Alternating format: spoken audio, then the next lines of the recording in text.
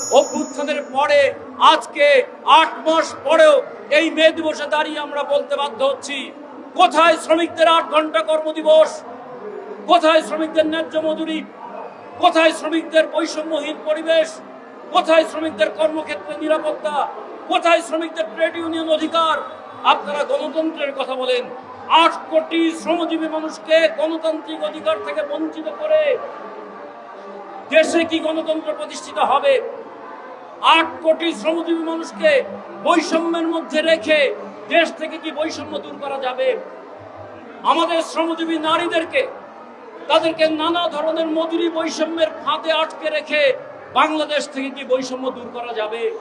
বলে বাংলাদেশ থেকে যারা বৈষম্য দূর করবার কথা বলে, তাদের সবার আগে নজর দিতে হবে শ্রমক্ষেত্রে যে বৈষম্য আছে সেই বৈষম্য দূর করবার দিকে। আজকে বাংলাদেশের শ্রমজীবী মানুষ গোটা পৃথিবীর 4টা যদি জিন্সের প্যান্ট উৎপাদন হয়, তার একটা উৎপাদন করে বাংলাদেশের শ্রমিক। কিন্তু বাংলাদেশের শ্রমিকরা পৃথিবীর মধ্যে সবচেয়ে কম মজুরি পায়। এই বাংলাদেশের শ্রমিকরা পৃথিবীর সবচেয়ে আধুনিক গাড়ি চালায়। আমরা ওডি গাড়ির নাম শুনি, আমরা মার্সিডিজ বেঞ্জের নাম শুনি, আমরা হ্যামার গাড়ির নাম শুনি। ওই গাড়ি চালায় বাংলাদেশের শ্রমিকরা, পৃথিবীর আধুনিক গাড়ি চালায়, আর পৃথিবীর সবচেয়ে কম মজুরি পায় আমাদের এই গাড়ি চালকরা। আজকে আমরা দেখেছি 8 ঘন্টা কর্মদিবসের জন্য লড়াই হয়েছে। সচিবালয়ে ঠিকই 8 ঘন্টা কর্মদিবস আছে, কিন্তু ওই সচিবালয় থেকে যে শ্রম মন্ত্রণালয় বাংলাদেশের শ্রমিকদের অধিকার প্রতিষ্ঠা করবার কথা, সেই শ্রমিকদের কারো জীবনে 8 ঘন্টা নাই। শ্রমিকরা রক্ত দিয়ে দাবি আদায় করে, আর ধনীরা সেটাকে উপভোগ করে।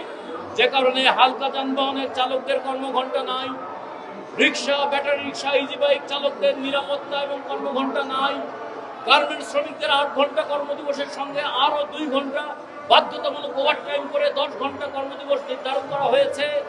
বাংলাদেশে অপ্রাতিষ্ঠানিক খাতে 6 কোটি শ্রমজীবী মানুষ, তাদের কাজ নাই, তাদের মজুরি নাই, তাদের মাসিক বেতন নাই, তাদের ট্রেড ইউনিয়ন করার অধিকার পর্যন্ত নাই।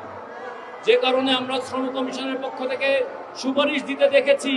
শ্রম কমিশনের সুপারিশের প্রথমেই বলা হয়েছে 7.5 কোটি শ্রমজীবী মানুষের মধ্যে 6.5 কোটি শ্রমজীবী মানুষ তারা আইনি সুরক্ষা থেকে বঞ্চিত। যারা আইনের শাসনের কথা বলেন, তাদের চোখে কি পড়ে না যে বাংলাদেশের 85 জন শ্রমিক তারা আইনের সুরক্ষা থেকে বঞ্চিত? বলে আমরা শ্রম কমিশনের 1 নম্বর সুপারিশে দেখেছি, তারা বলেছেন বাংলাদেশের সমস্ত প্রাতিষ্ঠানিক, অপ্রাতিষ্ঠানিক সমস্ত শ্রমিককে সুরক্ষার আওতায় আনতে হবে।